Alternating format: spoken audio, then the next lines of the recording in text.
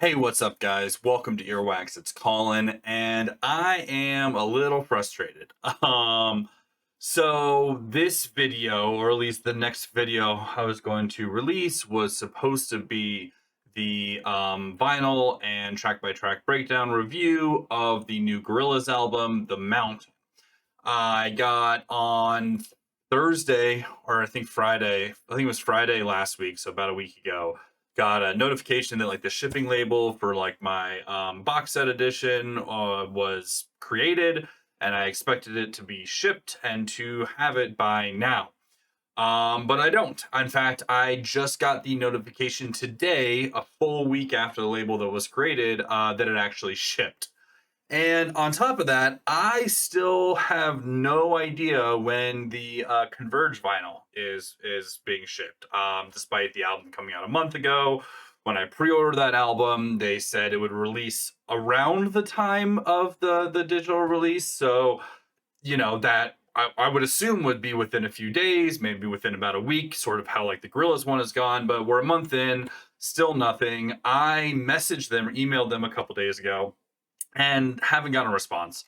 So yeah, I don't know. It's something that I've been experiencing a lot recently, and I feel like pre-orders are just not what they used to be. Now, I do want to say that obviously there's a lot of stuff going on in the world right now, and I'm sure that factors into manufacturing and shipping time and stuff like that. But also, like, I order a lot of records. I pre-ordered a lot of records even before starting this channel, but definitely since starting this channel. And so I feel like I've got a pretty good idea, or at least a pretty good sample pool, even of like how long it should take from a record being released to getting it like the physical release that you've ordered. And I love pre-ordering stuff, especially from bands that I'm excited for their stuff to come out. I like hearing the album, on vinyl, and more importantly, like that's one of my favorite things to do on this channel is the vinyl and album reviews. The problem with pre-ordering and like even just the concept of that is that if I don't get the album within a reasonable time of the record being released, by the time I actually do end up getting it, like it's not quite as relevant to do a review. Big example of that is like Converge. Love is Not Enough. It's been out for about a month now. If I were to drop a review now, I'm a little late to the game. And I'm sure there's people out there that still want to see that review. And if I do eventually get it, maybe I'll do it if I have time. But I do feel like that window's kind of closed. This isn't the first time I've experienced this. So and it's not like an isolated issue. It's not, specific to smaller bands. Like not that I'd call Converge a small band. Um, but like there's been some big releases that have had some crazy delays. The first really bad one was God, almost like 2 years ago now, about a year and a half ago. I pre-ordered the Bando Stone in the New World by Childish Gambino, and I ordered it after the album came out, even because I did that live reaction. I enjoyed it. Ended up ordering the album, and then like it just kept getting pushed and pushed and pushed and delayed and delayed and delayed, and I ended up just canceling my order because it was like 6 months after ordering it. I still hadn't really gotten much of an update. There was no indication of when we were going to get it, and I think my friends that did also order that album got it eventually. It was like almost a year after ordering it.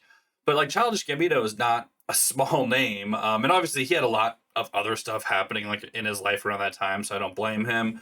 But like his team, his management team, like they could have handled that better. And then just recently, like earlier this past year, I pre-ordered the new Thrice record, and they had initially said that the vinyl was going to come out a little bit after the album, which like okay, I feel like it's not 2020 anymore. There's not as many manufacturing delays from these vinyl plants. You should be able to line up a physical release fairly close to your digital release. A week or two, sure, but they were like intentionally advertising like it's not going to be released until about a month later, which that's too much for me.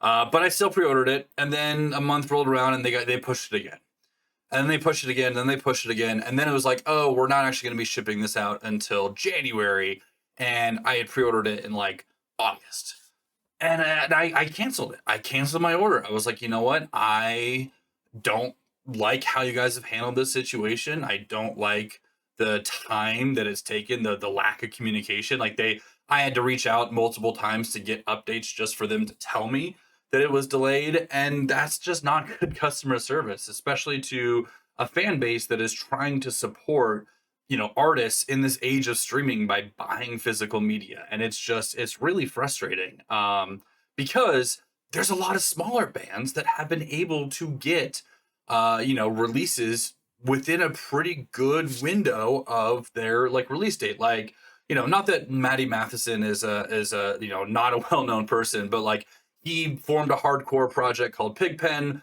I ordered their album, pre-ordered their album, came within like a week of the album being released. And they're like, pretty small, very small label. And yeah, they were able to do it. Also, somewhat bigger bands like AFI got that record very close to the release date. There's been a few I've gotten like on the release date, and it shocks me that bands like Gorillaz or Childish Gambino, and again, not that Converge or Thrice are not big bands, because they are, but I don't think they're not like sellout stadium bands. But like, how have you not figured this out by now? I don't understand it. If you're going to do a physical release and you're going like timed with an album release, you should be able to coordinate it so it comes out around the same time. Now, I do want to say I think there's ways that you can circumvent this a little bit. For example, one of my favorite bands, the Deer Hunter, they for the first time I think ever are not doing a pre-order for the physical release of their upcoming album. The reason for that is they had a lot of issues with their last album. They're a much smaller band, smaller than anyone I just mentioned. Like they've opened up for Thrice a handful of times. But like they had a lot of other stuff too, because there's this whole like external media that they do, especially with like their new album series. There's like a short film that went along with it. They released like custom action figures with it as well. I actually have one. If anyone wants to see it, I'll show it at some point. But yeah, they had some delays, and unfortunately, like the manufacturing, like the shipping partner that they went with, the people that were kind of handling their merch, kind of dropped the ball, and they were very transparent with their fans. They owned that. They like one of the members was like, "Hey, reach out to me if you're still missing anything from your order. Like I'll take care of it personally." And that was incredible to see. And they basically were just like, "We've had a lot of backlash from this. We've had a lot of like negative, response. So we are not doing pre-orders anymore. We're gonna wait till we have everything, and then you can order it, and that way there's no delays." And honestly, at this point, I think that's the way to do it. Like the whole concept of pre-order, yeah, you're getting people's money, they're locking stuff in, especially with like vinyl. There's like you can do like limited variants, numbered copies, signed copies, whatever you want to do.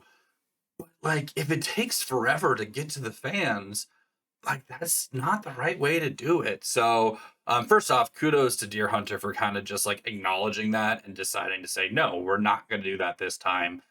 It does make it a little difficult though for me to do one of my favorite types of videos, which is vinyl and album reviews. If I don't have the vinyl, and then again, like I would have loved to do a review on Converge. Hopefully I should get the Gorillaz album soon enough to still be able to do that one. It's going to be a long, big video. It's 15 tracks. I'm going to try and do it justice, but hopefully I get that soonish. But yeah, I don't know. It's still it's still something that I love doing. I always want to support, artists that I love. That's how they make a lot of their money is physical releases, touring, merch. Like with streaming, artists are just making nothing off the music itself these days. And so, touring, getting their merch, stuff like that. It's why almost my entire wardrobe for the most part is like band shows, concert tees, because I want to support the artists that I love, and I have the ability to do that, to a certain extent. So yeah, if you have the ability, like still go out, buy music, buy physical media. But I got a hard time advocating for pre-releases anymore or pre-orders anymore. Because yeah, I've just been burned a lot. And this very recent situation of like still not having Converge, still not having the Mountain. Again, the Mountain's only been out for a week, so it's not the end of the world. But I still like it's Gorillaz. They're one of the biggest bands in the world. They should be able to get you the physical release within a reasonable time, or at least like again, like create the label and ship it sooner than a week gap between those two things. But, you know, again, I understand there's a lot going on in the world right now. This is going to be the end of my rant, but yeah, I honestly don't know if I'm going to be doing many pre-orders. I still want to incorporate vinyl in this channel. So if you guys have some ideas, if you want to see more, like, you know, I could do random 5 records from my collection. I could, you know, do more videos about how like I catalog or like the history of my collection and stuff. I don't know. If you guys are interested in seeing more of my vinyl collection, it's kind of like the namesake of this channel is being earwax, right? Like I wanted to focus on vinyl. But you know, it's very clear that like just straight up reviews can still get me some views, and that's where I'm, you know, kind of at this point in this channel of like needing to keep those numbers relatively decent. So that being said, you know, let me know if there's some other way you want me to keep doing vinyl content. I am still going to keep doing the mystery boxes. I think those are a lot of fun. Again, I can't do them super regularly, but I'm going to keep doing giveaways as well. I promise I'm going to give away something better than the 30 Seconds to Mars record that clearly nobody wanted. But that's probably going to be a few months before I can do another one of those.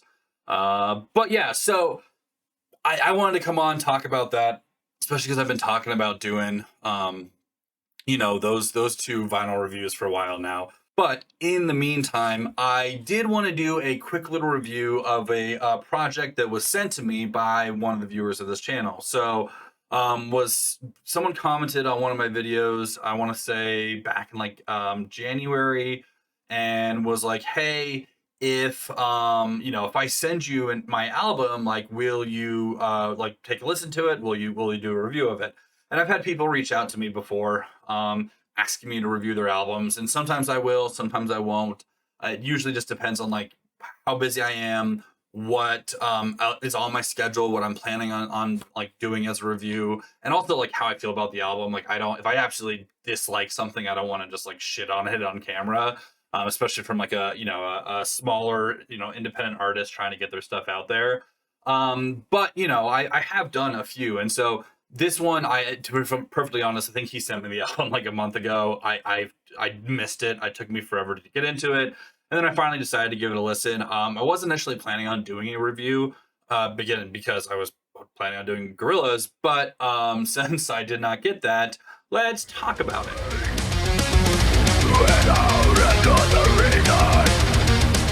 So the album is called the Hypercosmic Paradox by a project called Chaos Over Cosmos. So Chaos Over Cosmos is like a progressive death metal, tech death leaning project that is like driven by this musician out of Poland named Rafał Bowman. I probably am mispronouncing that. I apologize if I am. And then like he does pretty much all the music in this project. Then he reaches out to different vocalists for collaborations kind of across the world. So which is a really cool concept. I like that concept a lot. For this particular album, he worked with a vocalist out of Pakistan called Taha Mohsin. Again, probably mispronouncing that. I apologize if I am.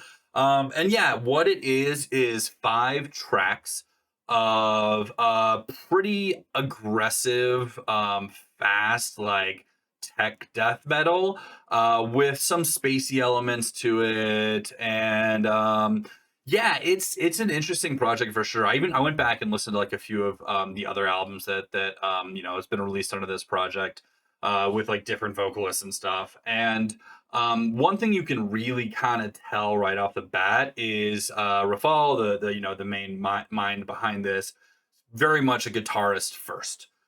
So you look at like the actual credits for the album, he's credited with like guitars, composing, synth, bass, backing vocals, and drum programming. And then Taha Mohsin is on vocals and lyrics for this particular album. It's only 5 songs. So you've got like the intro song, which is like a little over 4 minutes. It's an instrumental track that is just pretty much like sweeping guitar leads, very intense, you know, drum blast beats, and like some spacey sort of like interludes with like synths and stuff thrown through there. And then you've got 3 songs that make up like the bulk of the album, and those are When the Void Laughs, Event Horizon Rebirth, and the Cosmo Agony Requiem. And so yeah, my opinion of this project, first off, I think that Rafal is incredibly talented. Like the guitar work here is very intricate, it's very well done. The composition at parts is brilliant, I think. I think there's some moments on pretty much every track here that you get some really, really cool songwriting, some really, really cool intricacies with like how he moves from like the really fast in your face, just sweeping leads and blast beats into a more like sort of soft melodic section. And clearly, he's able to do all this basically by himself. The man is very, very talented. I do think that overall, as a project, it's lacking in certain areas. So we'll take the first like main song for example, which is When the Void Laughs. It's like a 9-minute song, 8-minute song, and the first half is pretty weak, honestly, in my opinion. Let's just from the instrumental side, like you've got some really chaotic guitar leads that are going in and out of different like tempo changes and just sort of like it's really all over the place. Again, it's like well done, and he's a very talented guitarist, but it just feels very messy, very sort of just like, well, this part's here, then this part's here, then that part's there.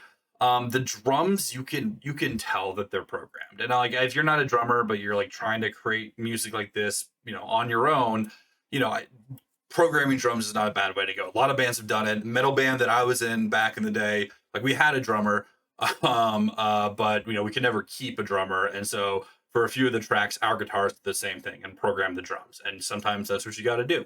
And there's moments where I think the drums are actually really like well done. They're well programmed.